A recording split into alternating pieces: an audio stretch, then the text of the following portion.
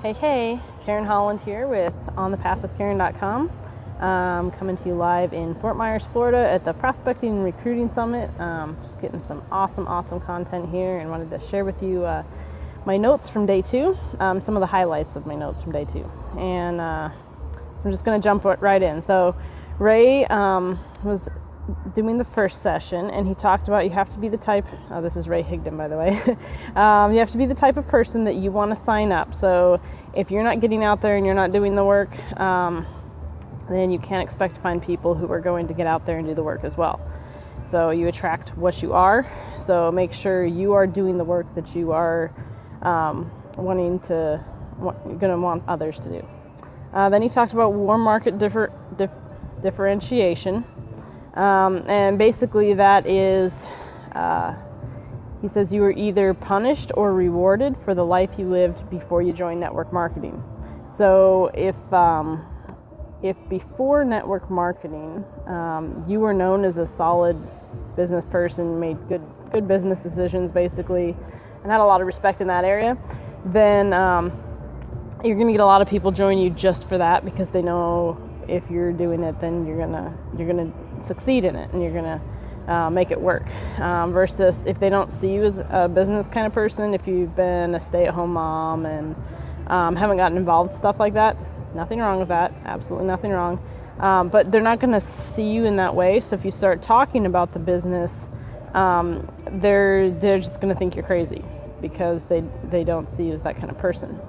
So the way to deal with that is, if you have business experience and people respect you in that way, then by all means lead with the opportunity, talk about that. But if you don't have that kind of respect and rapport, then lead with the product. Talk about the benefits of the product and try to get them interested in that. Talk about why you love it. So, let's see. You don't ever want to chase, beg, convince, or bug. Never act small, weak, needy, or desperate. These traits just are not attractive at all.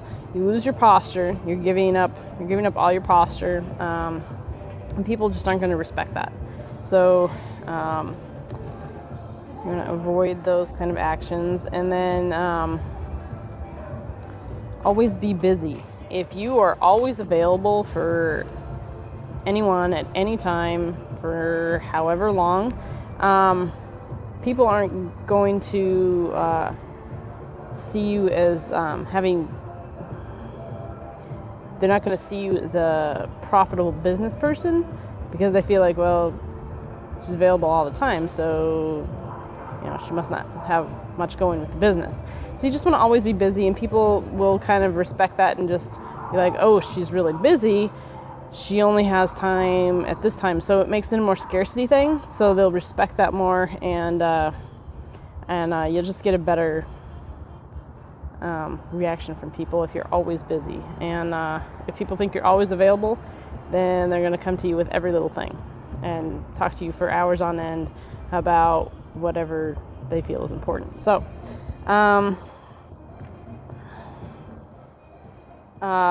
really important to build rapport with your cold market, because what are we taught from little on? Stranger danger. Don't talk to strangers. So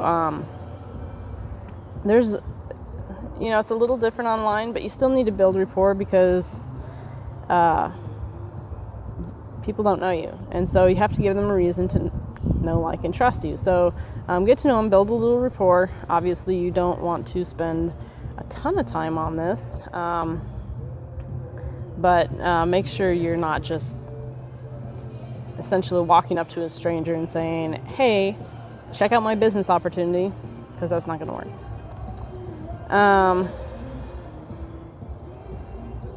Ray Higdon has an awesome formula for this. So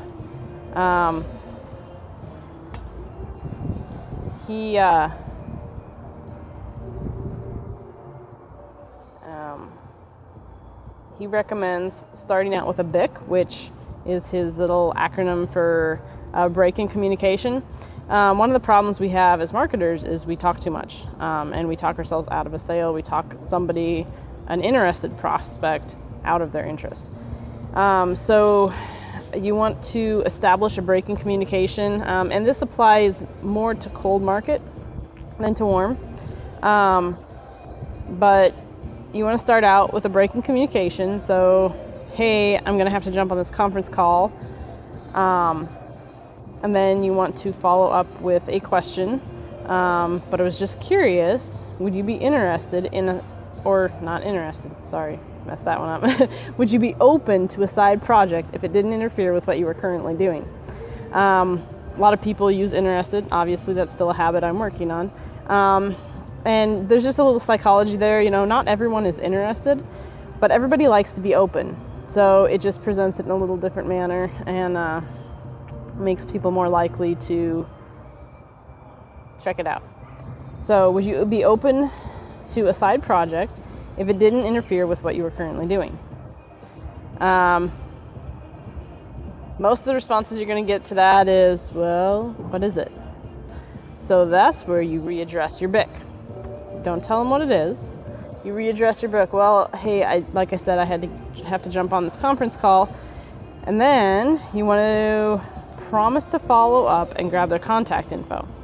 So, have to jump on this conference call, but if you give me your contact info, phone number preferably, I'll promise to get back to you. Now, when you say promise, it puts it in a different light than just saying that you're going to get back with them, because it makes it more of a benefit to them. When you promise someone, it benefits them, right? So when you follow up, you want to make sure you reference your tools. Always reference third-party tools. Very important for duplication and just kind of putting your opportunity in a way, presenting your opportunity in a way that makes it doable for everybody.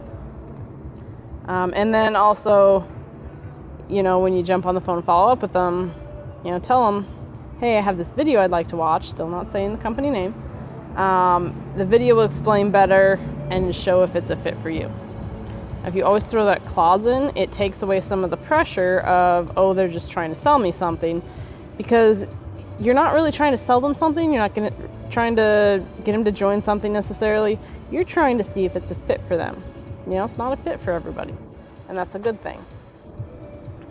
Great resource on that. Let me go back a little bit. So if they're not interested in it after they watch the video, say, oh, that's great, and then ask for a referral. Do you know of anyone who is interested in or open looking to make some extra money if I showed them step by step how to do it? Present it in a way that they would be like, well, hey, that's me, or something. But even if they don't feel that way, you could get some really good referrals out of that. And great reference for that is the book Endless Referrals. Great places to find prospects offline would be networking meetings. And we'll get into this later at a different time, but don't go to networking meetings pitching your business. Go to networking meetings looking to create curiosity and interest in you, and then you want to follow up with the people you talk to. So networking meetings, obviously you can buy leads, find people at restaurants, random encounters, social media. People are all over the place. If you're having a hard time trying to figure out where to look for leads, there's just so many places to find them, and we'll get into that some other time. So posture, talk a little more about posture. A good definition for this is that my belief doesn't require that people accept and approve of what I'm doing. Somebody might say, oh, that's a scam, and that doesn't affect me because I know it's not. So that's maintaining posture. And in doing that, you're not going to try to convince them. We don't need to convince people this isn't a scam. If they think it's a scam, move on to the next person, because they're probably not going to bring good energy into your team. So then Diane Hockman got up and spoke, and she was awesome. She spoke a lot about email marketing, and said that we need to expose, involve, and upgrade. So expose people to your presentation, involve them in a conversation, follow up somehow, and then upgrade them. So get them to join your team, get them on a three-way call or whatever it is you do. Always ask permission before you get them on any kind of emailing list. You can say, can I add you for your warm market? If they're not interested, obviously, you can say, can I add you in case you know of anyone I can help? Most people aren't going to say no. This is asking for a referral. It's not asking for them. And then obviously you want to be careful and respectful of how many times you email them, because if you're just emailing them all the time, they're not going to appreciate that. It's going to get too much. So probably for them, I believe she said once or twice a month. You want to make sure, like I said, you get permission to communicate and then permission to present. So don't just throw them on an email list because you have their email. Get permission. And then when you start getting people leads online and stuff, make sure you let them know before you add them to a group or anything like that. And then also make sure you get permission to send them a presentation. Don't just send them your link out of the blue and say, here, check this out. Give permission. Can I send you a link that explains this better? You want to have two different lists. So one for your warm market, which, like I said, you email once or twice a month, and then one for your cold market, which you can send out daily to weekly to whatever works for you. Obviously, this kind of goes back to the thought that if you run your business like a media company, then people want to hear from you every day. They want to be learning every day, so you should be emailing them every day. And then make sure you're not selling or pitching to your list. Instead, use it to invite people to webinars. Maybe invite people to Facebook Live. You do a Facebook Live at 10 o'clock every morning. Hey, come join me. Whatever it is you do that you can invite them to. One other good tip she had on the warm market list is, who do you know? When you're traveling, ask your list if they know anyone in that area that might be open to meeting up with you for coffee or something to talk about a side project or opportunity. Make sure you're finding relevant content and sending it out to your cold market list, content that's going to benefit them and keep them reading your emails and checking out your content. And then you can always send out specials and offers, and definitely lifestyle stuff. People love lifestyle stuff. They love stories.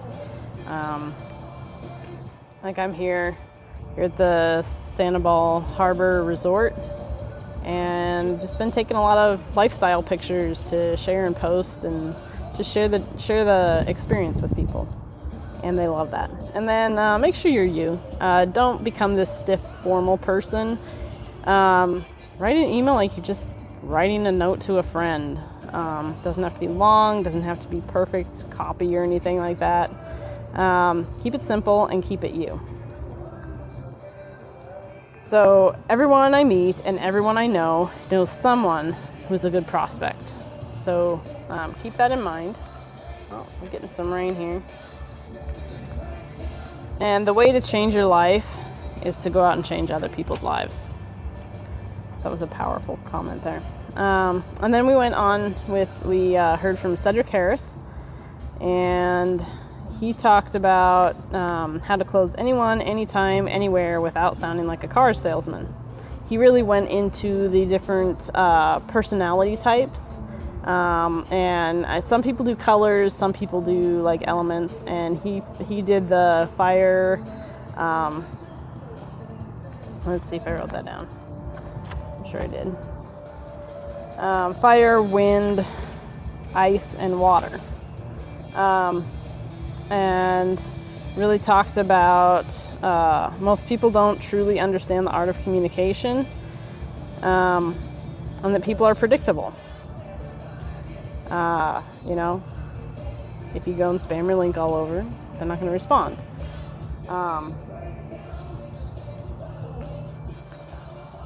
And also, if you speak to somebody in their personality type, speak to them on that level, they're going to be a lot more open to listening to you. So he said, just look at your bank account to find out whether you're buying or selling. Are you just buying products? Are you just accumulating people? Or are you actually selling? Are you making a profit at this business? Are you succeeding in it, or is it just a hobby for you? No means not right now. Obviously, they're not ready, so don't necessarily write them off unless you don't want the kind of energy they have or the attitude on your team. And then he said, once you master your communication, you will be recession proof. If you master communicating with people, you will never have a problem getting people into your business, getting people to buy your products. He really, really stressed you need to listen to people, because people don't listen to understand the person, they listen to reply back. So he talked about listening for the fraudulent slip, which is getting them to talk long enough to give you what you need to know. So what you're looking for is a problem or a pain. Maybe they work long hours and they're not able to be home with their kids, or maybe they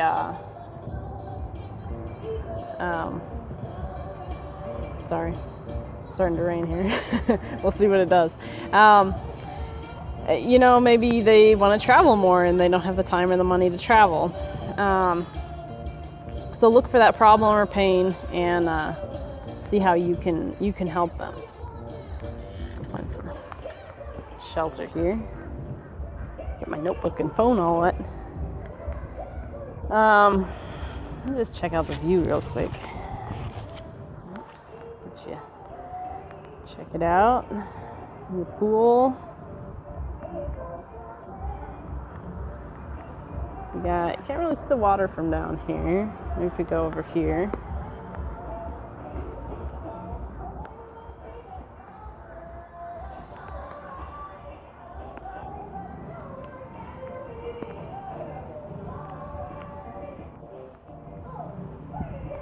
Yeah, kind of too low, but anyway, awesome view.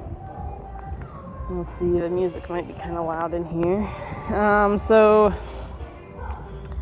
let's see, talked about the fraudulent slip, and listening for those hot buttons. Hot buttons is the problems and the pains. And then he went into the personalities. So your fire personality, they are direct, get to the point, they like things. They're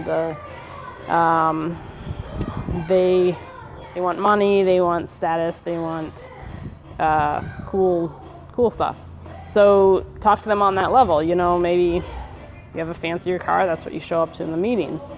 Don't spend time talking about your company's products so much, or maybe your company does some really cool outreach stuff, life impacting stuff. They don't care about all that. They care about making money. So make sure you focus on that. And then the wind personality, they just want to have fun. They like bright colors, friends, they're the life of the party. So focus on the fun stuff in your business. Fun stuff, parties, events, just stress, focus on how fun they are and all the cool stuff you do. And then ice, they're very rigid. They want facts. They'll ask question after question after question. They're very detailed and organized and practical. You need to give these people all the information, send them a link to let them check it out on their own, and let them decide in their own time. Because once they commit to it, they're going to commit 100%. But they need to have all the facts in order to fully get behind it. The water, they want to save the world. They care about helping others. They love making an impact, and they don't like confrontation. So, talk about your company's environmental, or not, that's not the word I'm looking for, the way they're impacting the world, the way they're changing the world. Most companies have some kind of outreach type thing where they're donating to a good cause, so focus on that. How are they making a difference in the world, and how can they help others by being in your company? So learn to ask good questions, overcome objections with the right questions. Most questions can be easily answered if you come back with the right question. So, well, I don't have the time. Well, if you don't have the time for building the business, then, when is that ever going to change in your life? Are you ever going to have time to do the things you want to do? So, maybe you make some sacrifices now, you find the time now so that you have more time to do what you love later.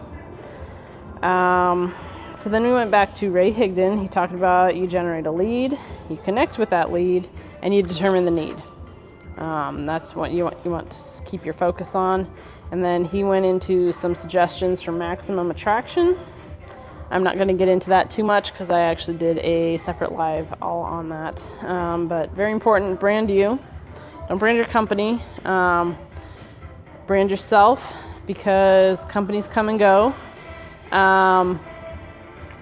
You change, things change in your life. So if you brand yourself, then you always have that. Nobody can take that away from you. Wherever you go, there you are. It's way more effective for you to lead with education, value, entertainment, or almost anything versus just the company you represent. Branding the company you represent actually creates a lot of resistance, and we want to minimize resistance and maximize curiosity. So curiosity and interest. So make sure you're not focusing, and preferably not even mentioning the company you're with. And then more into branding. Branding isn't about flaunting a resume, but instead providing value and solving problems. You can start to help others before you have an impressive resume. Branding does not give you the luxury of stopping prospecting. So this goes into marketing. Obviously, branding is a part of marketing, and marketing takes time. It doesn't make you money right away. You're not going to start generating leads to just automatically enroll on autopilot tomorrow, probably, if you haven't been doing any branding online, if you don't have a strong online presence. So, make sure you continue your prospecting, and because you don't ever want to stop enrolling people. When you stop enrolling people, your business is going to start dying.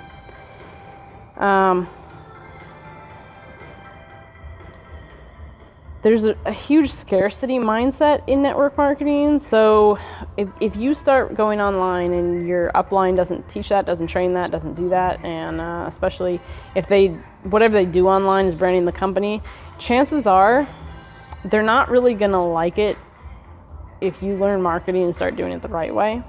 Some leaders are fine with it. Some are interested in it.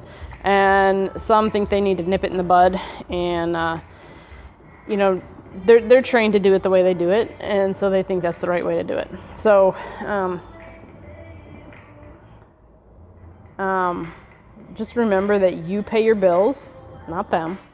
And there's some great uplines out there, but just know that education is never a bad thing. So if they try to tell you that that's the wrong way to go about it, that you need to be branding the company or anything like that, just understand that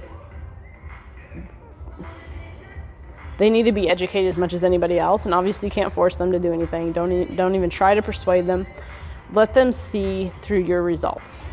And that's all I'm going to say. If you can't handle that kind of pressure from an upline, I would highly, highly suggest finding an upline that can support you in learning to do it the right way. If you love your company, that's awesome.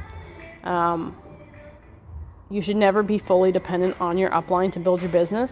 But if you're getting a lot of resistance from your upline and pressure to do things differently, then it's going to make it that much harder for you to work past the mindset and the learning curve to get your business up and running. But obviously, it's not impossible. People have done it. So just, do what you feel is right for you. A couple things not to do on social media. You don't want to give away all the mystery by sharing what company you're with in your profile. People should not be able to Google to find out everything about what you do. And then, since obviously you shouldn't do those things, then what should you post? You can, the top 3 kinds of posts would be inspirational. So those would be your inspirational quotes and all that kind of stuff. Testimonial. Those are awesome to put in there. Journey, lifestyle posts, people love that. And educational. You need to have some meat in there. If you're just doing inspirational lifestyle, it's not enough to really get people interested in what you're doing. You have to have some good content, some meat. And then just remember that ILT is your friend. And again, ILT stands for invest, learn, and teach. So invest your time and possibly your money to learn something and then teach it to others. And then also you attract who you are, not what you want. So make sure you're doing the kind of work that you're going to want your team to do once you really start recruiting. Or if you're already recruiting, you find you're recruiting the kind of people you don't want, chances are you need to change something you're doing. So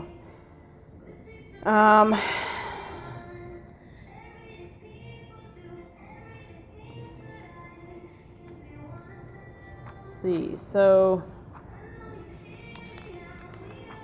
that's all I'm going to share from day 2 for right now. So hopefully you got value from that. And if you did, feel free to like and share this with others so that they can learn from it as well. And then make sure you comment below and let me know what you think. And you want to hit live subscribe, so when this video is over, there'll come up the option to live subscribe. And that way you don't miss out on my future videos. And then make sure you like my page. If you go up and like my page and then just click on the little drop down box and select see first, that way you don't miss my page update. So thanks for watching, and we will catch you on the next one.